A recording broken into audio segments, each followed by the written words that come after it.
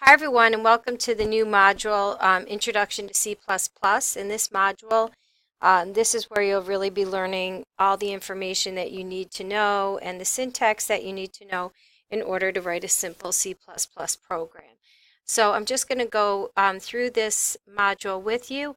Do not underestimate the amount of time that it might take you, so get started soon so you can ask questions along the way.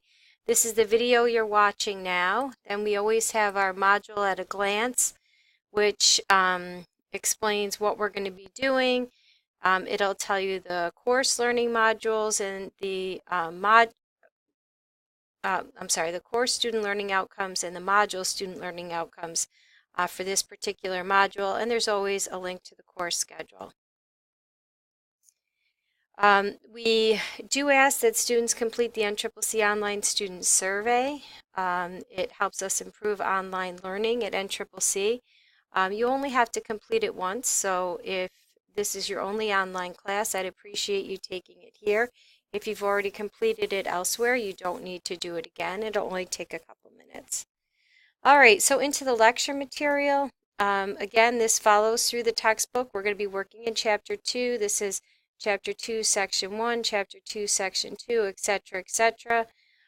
So there's some documents here with notes. There's a lot of videos for you to watch, but you really should also be following along and reading your textbook in the appropriate chapter. We have an assignment for this module that follows the same format as the first module. So the first assignment is answering questions from the end of Chapter 2. I've specifically stated which questions I'd like you to answer. I do ask that the file that's submitted is a docx file. That's what gets created.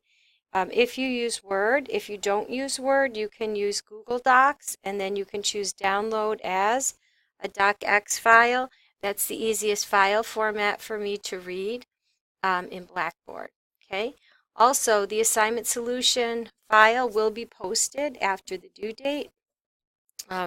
So once the due date has passed, you should go back and compare your answers to the solution file to help you prepare for the quiz at the end of this module.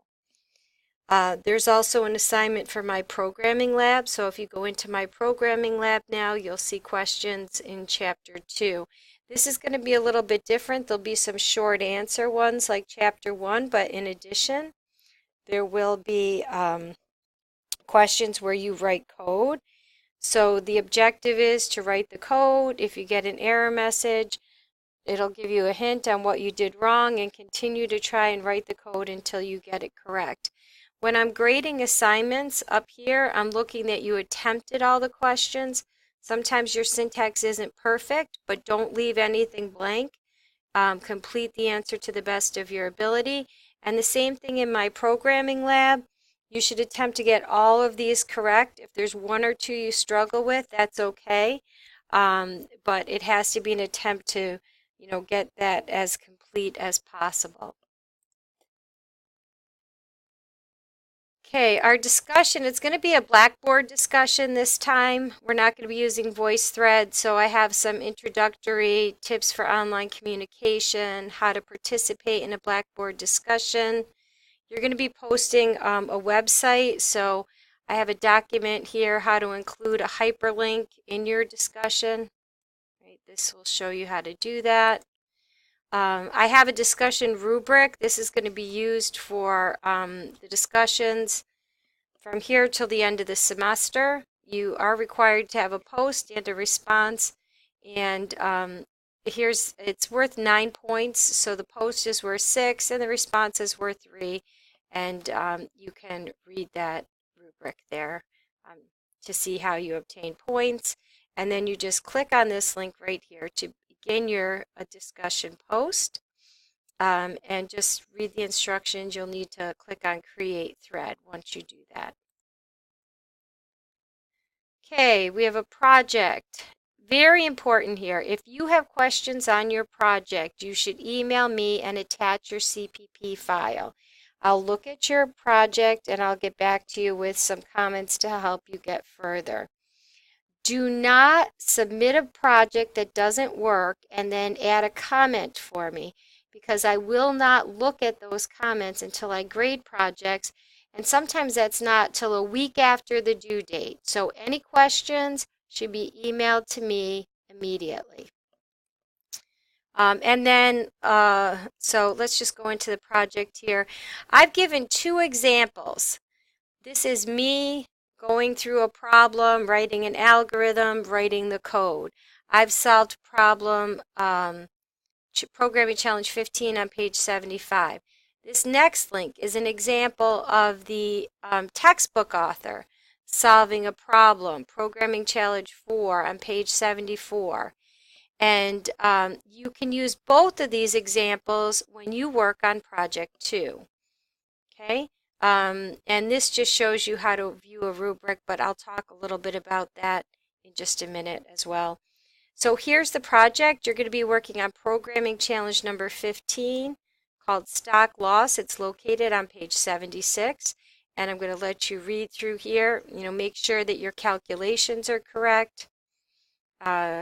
Save your source code like I asked you to in the last project.